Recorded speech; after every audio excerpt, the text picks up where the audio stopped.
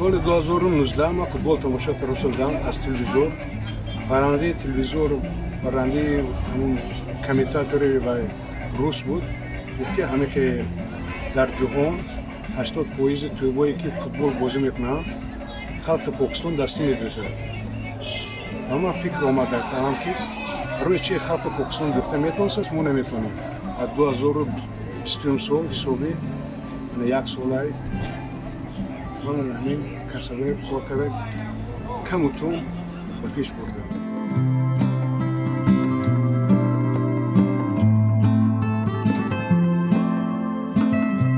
کلی هم قفوی چرم با اطراف قفوش مولده میبروی.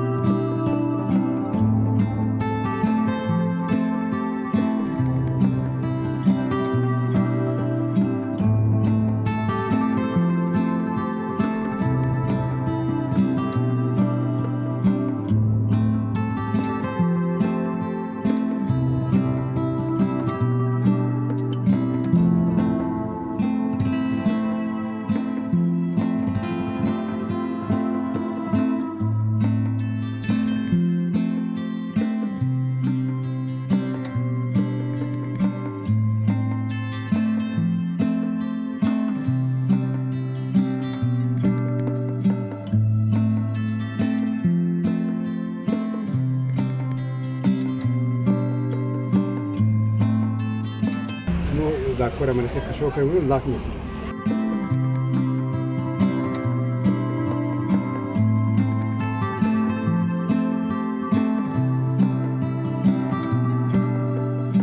وقتی که بازیگر توی با همراهش میزند پیش پای همراه بازیگر میاد توی باید که تسکیز نکند.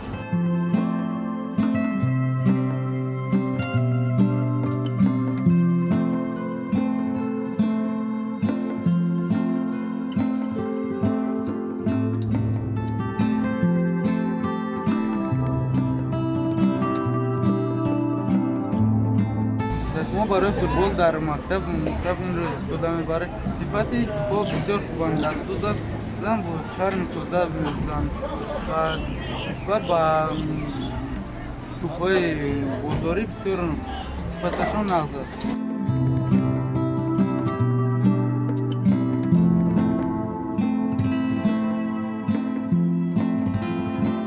یگون ارزی که از پشت این تو بوی شوم میلیونر شوم بخیر ارزو ندارم.